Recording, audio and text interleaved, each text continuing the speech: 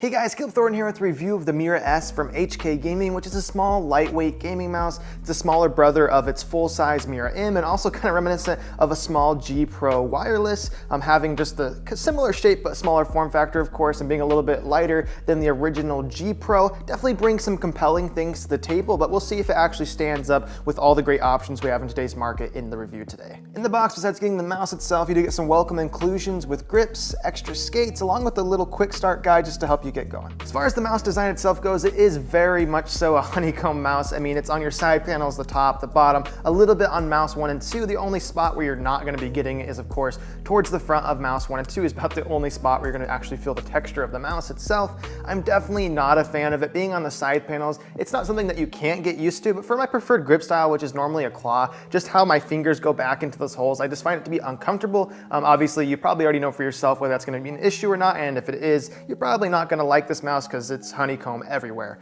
Of course, that is one of the reasons they're able to get the weight down to 61 grams, so the same as the Viper Mini. Definitely some lightweight performance with it, and it does feel good in hand as far as the lightweight goes. Obviously, if I could though, I would prefer to have it in that solid shell. Overall, as far as build quality goes, like with the amount of holes in this thing, you might think, it's not gonna be that great, but this thing is super solid. I mean, lots and lots of pressure on it. Definitely no creaking, no button activation, nothing here. Compared to like a Glorious product with some of their older mice, this thing is like a tank compared to those. Definitely no worries about it breaking or creaking on you at all, which is really nice to be able to say about a mouse that's filled with this many holes overall. As far as the actual texture itself on it, there is a lot of different colorways for this, but I'm gonna presume that they're all pretty similar as far as feel goes. The only really like spot you're gonna feel the texture besides is like mouse 1 and 2, because the rest is just all holes. But it does kind of have a rubbery, grippy texture to it, and I do enjoy it. But again, most of it is holes and you don't feel it. Looking at the bottom of the mouse, you do get 4 white PTFE feet, and they're not absolutely like tragically horrible. They're just definitely not the best. They're very thin and don't provide like a super great glide. It won't be an issue for everyone, but for those of you that want the best glide and like a really silky smooth feel, these definitely don't give it to you. Being very, very thin, almost to the point where the frame is like on the mouse pad itself. I would definitely recommend picking up some extra skates if you want to get better glide out of it. They do include some replacement skates, but they are exactly the same, so you're not expecting that to change it at all, as well as some bigger ones if you just want to add more surface area in the bottom, which might give you a little bit more control out of it overall. But the stock skates, definitely nothing special.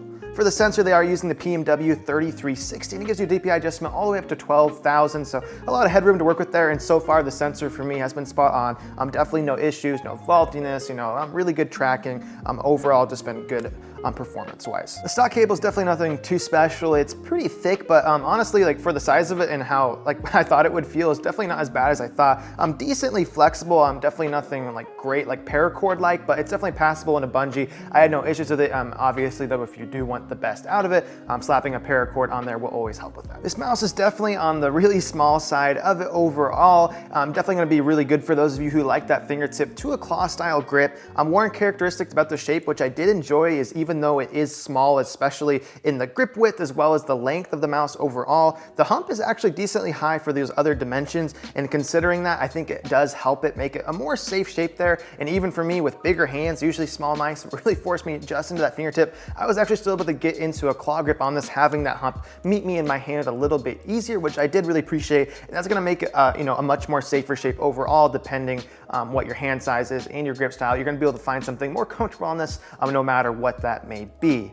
And as I was mentioned earlier in the review, definitely reminiscent of that GPRO sort of vibe. If you had your hand on the GPRO, the normal shape for it, and you thought, man, this would be better if it was smaller, this definitely does give you a very reminiscent feel of that. And if that's something that you've ever thought or wanted to try out before, I definitely recommend this, because it does have that same sort of shape, with the full-size Mira M being very similar to the GPRO, and this just being the shrunk down version of it. So overall, if you're someone who likes fingertip to that claw grip style, this shape I would say would definitely work well for you. They are using Omron 50Ms in the Mira S, and I have to say they do feel really nice, crispy, light to the touch and tactile. I'll go ahead and give you guys a quick sound test now before we talk more about it.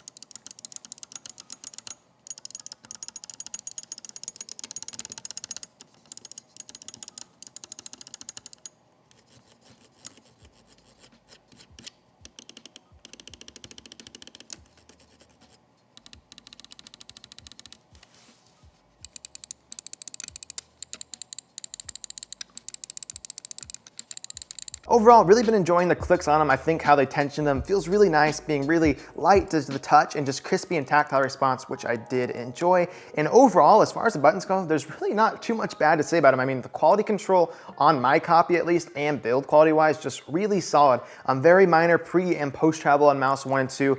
The most significant thing I would say is side to side play in it, but it was nothing that was bad enough to actually bother me in game. Moving on to the side buttons, same story there. Very little pre or post, as well as side to side play in them.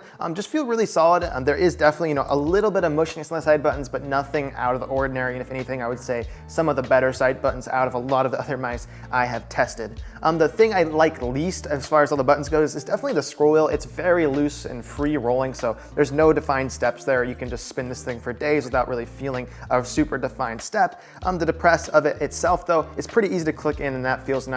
Just if you're someone who really likes that, rigid scroller where you can feel each step very easily, this definitely does not offer that to you. And then the final button you're gonna get is just that DPI button, which of course, everyone knows what that does, just allow you to cycle between those DPI stages. To wrap it up, I definitely think the Mira S is a really solid offering for what it is. It's not gonna be for everyone, being, the smaller mouse, also having those honeycomb cutouts on it.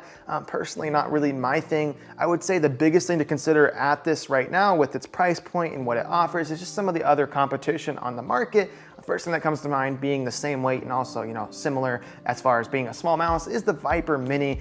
Being cheaper as well as having that solid shell. For me personally, I would want to go with that. Again though, this is not a bad mouse by any means. It's come down to, more personal preference there with shape and a few other little things. The biggest issues I would say with it would just be those stock skates not being the best, as well as the cable not being horrible. Those are both things that you can pass by with, but for people that want the best of the best, definitely not the best offering on this.